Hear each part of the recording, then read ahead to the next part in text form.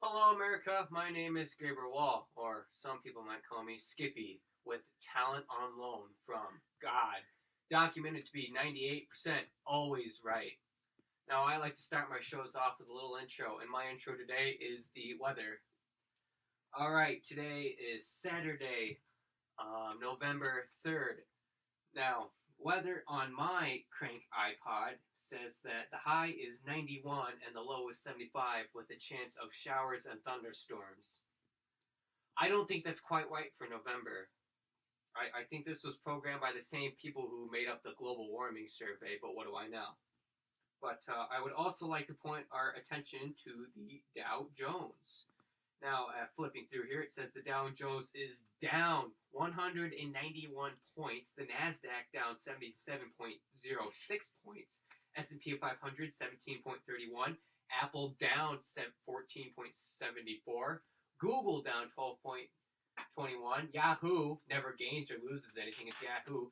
FSSE 20.54. DAX is up 50 points. HSI is up 1,000 points. N22.5 is up 556 points, and that is all today. Now, my editor says that I have got an article, so I'm going to read said article. And the title of this article is Jennifer Lopez and Alex Rodriguez spotted in jewelry shopping in Miami. Let's see what this article entails. She's wearing a nice dress, by the way, and with white Converse shoes, and the dude looks like he walked off a cop show, but he's still a little jittery. And the caption reads, Alan Rodriguez and Jennifer Lopez of the Miami Design District.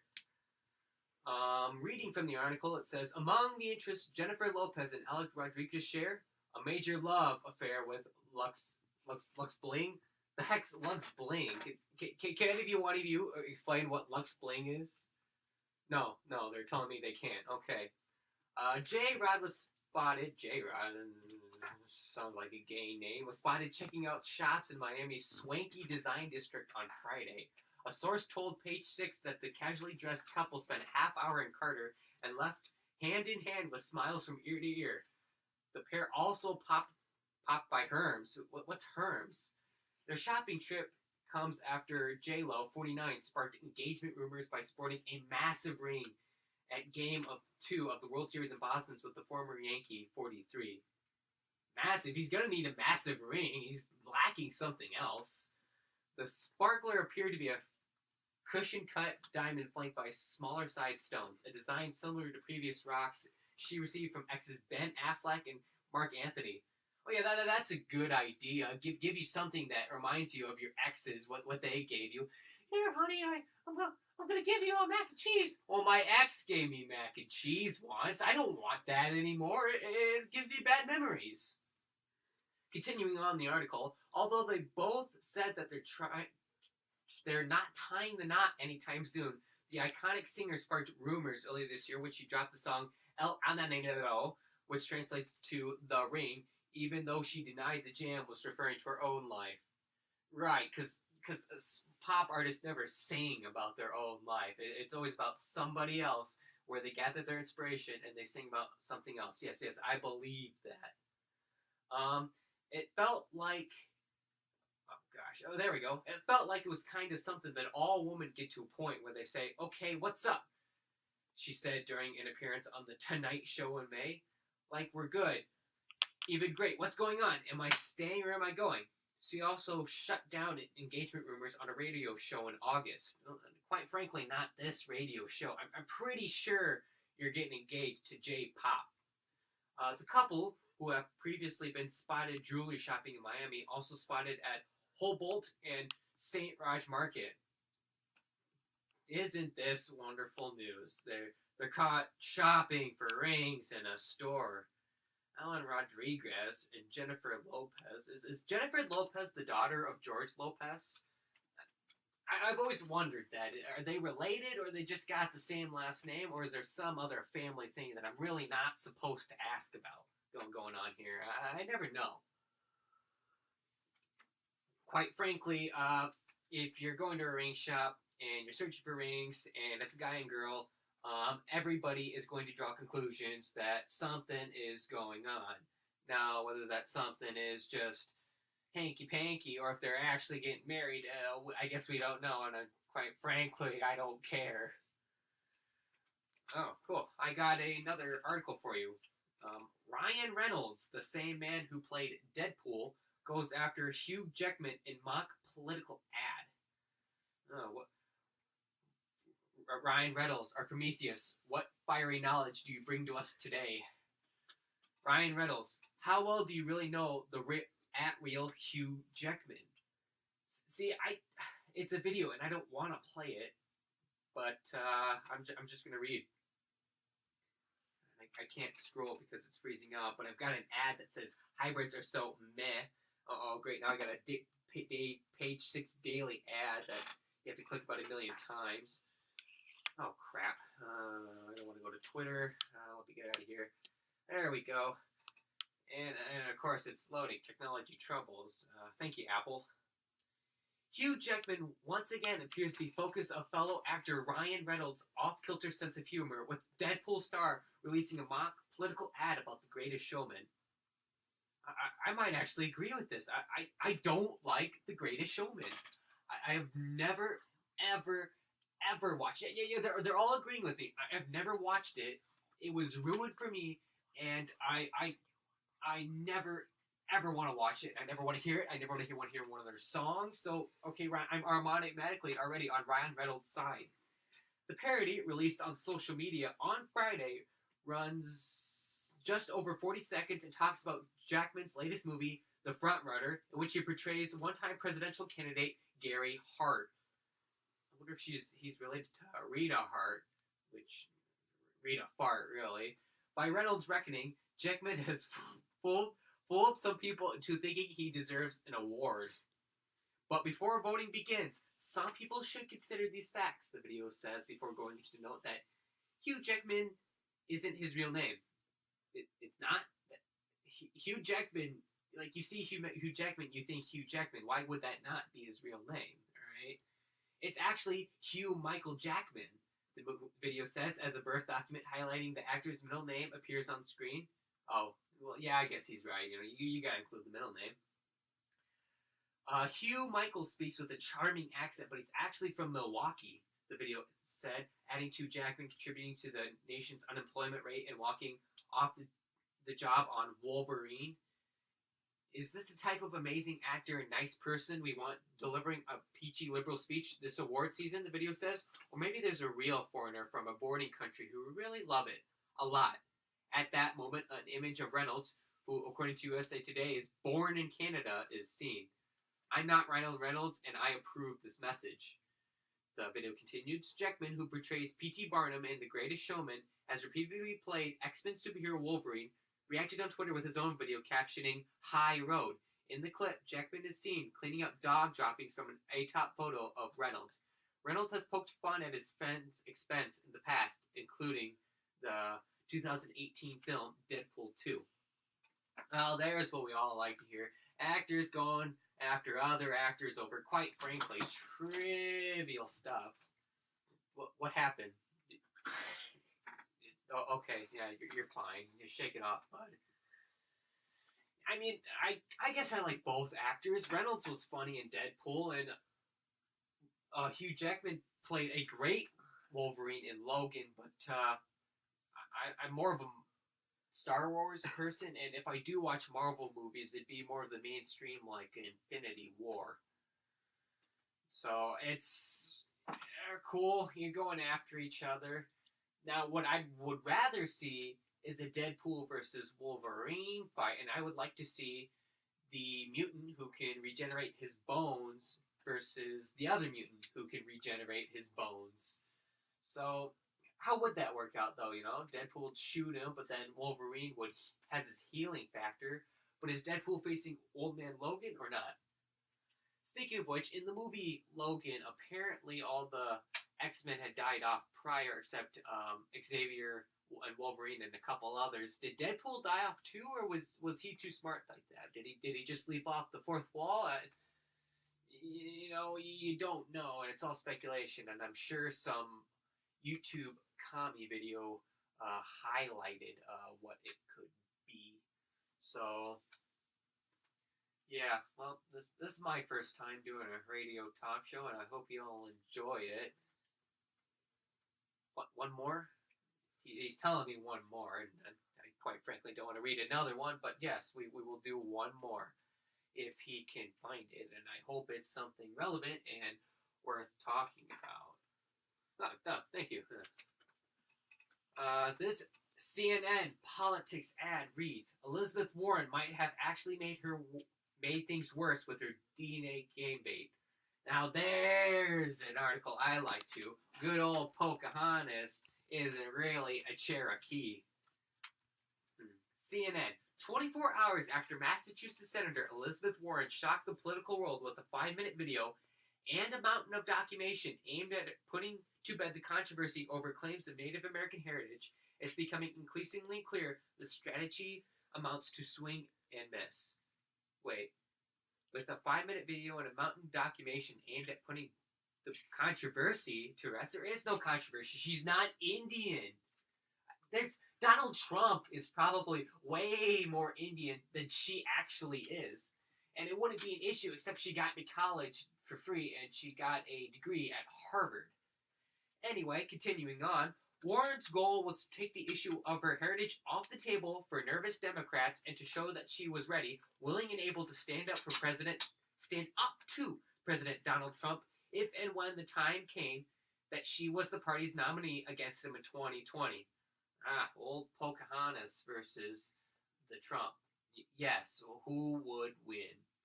The problem is that when you strip away all the glitz of her well-produced video, you're left with this.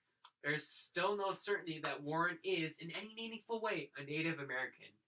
Can we just go back to calling them Indians? I know Columbus made that mistake when he came over and said, this must be Indian, and you must be Indians. Can we just call them Indians? It's shorter. A Native American, I don't know. It's like, well, I get it. You're native, but you're not really native. I don't care. I'm calling you Indians. I don't care if that's politically incorrect. Yes, Stanford Genetics Carlos Bustamante tells Warren in a video that the facts suggest that you absolutely have a Native American ancestor in your pedigree. Okay, but what about every other American? But estimates of just how much Native American blood Warren actually poses range from 1/64th to a whopping 1/1024th. That's definitely not a lot, guys. That's 1 in 1/24th. I'm pretty sure there's a game on that. You have to swipe a lot of times to get 1024. So I don't know what you're talking about, but that's very minuscule amount of actual Native American in your blood. If you want to have a kid and put him in a Cherokee tribe, they would absolutely not accept him. Well, I mean, unless he's from the big city, he doesn't know how to do all the Indian stuff. Let's see here. Trump himself picked up that uncertainty in a series of tweets, well, of course, on Tuesday morning. Pocahontas, the bad version, sometimes referred to Elizabeth Warren as getting slammed, tweeted Trump. She took a bogus DNA test and it showed that she may be 1/1024, far less than the average American. Now, Cherokee Nation denies her DNA test is useless. They don't even want her. Phony. I would like to point out that's true. The Cherokee Nation has denied Elizabeth Warren and basically said, yeah, no, you're not Cherokee. Continuing on, Trump is referring to the statement from Cherokee Nation Secretary of State Chuck Hoskin Jr. A DNA test is useless to determine a tribal citizenship. Current DNA tests do not even distinguish whether a person's ancestors are indigenous to North or South America. Now I got a question for you guys. Who is this? Is this Elizabeth Warren? Right here? Is this? No. Is this Elizabeth Warren right here? Just nod. Nod was.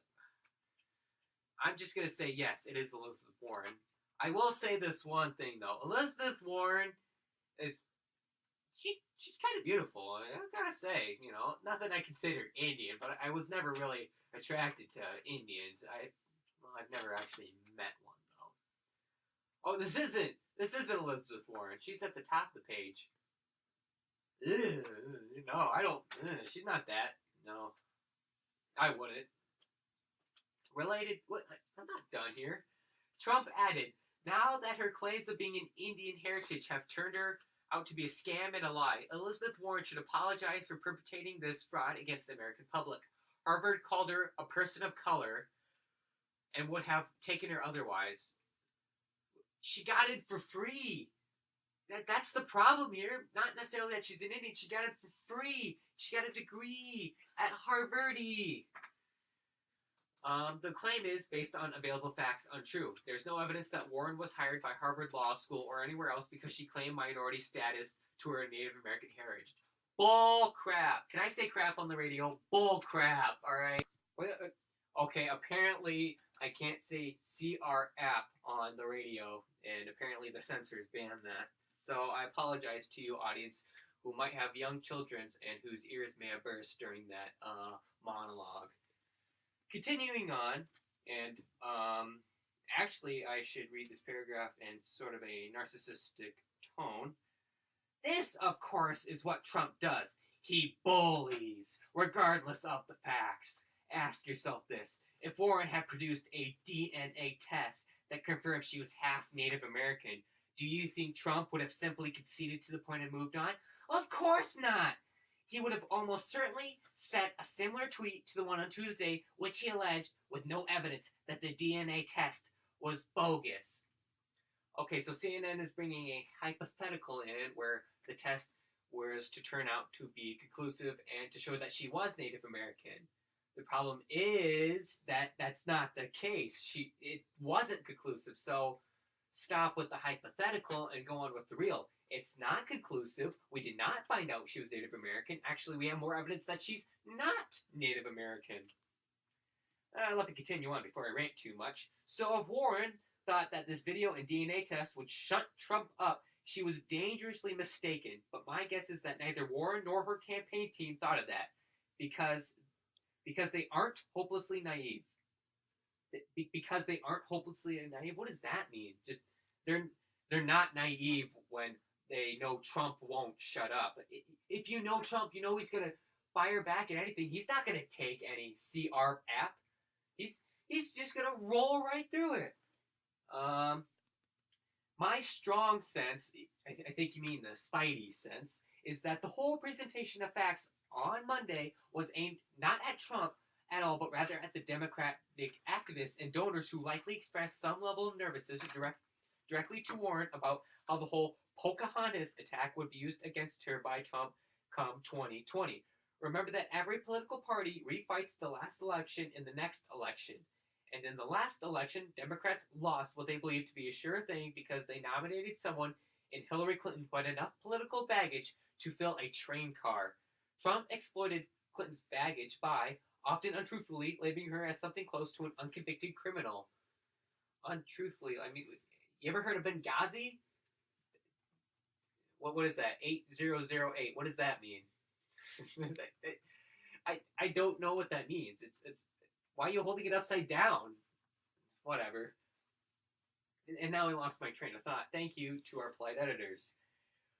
With this as a backdrop, Warren struggled to fully explain her own claims of Native American heritage and the fact that she was not initially entirely forthcoming when this at all came out in 2012 about what she had told Harvard and University of Pennsylvania about her minority status is of concern for some Democrats. And that concern is something that Warren's eventual Democratic opponents will focus in on as they try to foment doubts among voters as to whether the Massachusetts senator is the right person to take on Trump. What Warren was trying to do with this video and DNA test then is to show fellow Democrats that she was ready to fight back and had the willpower to rebuke any attacks by Trump.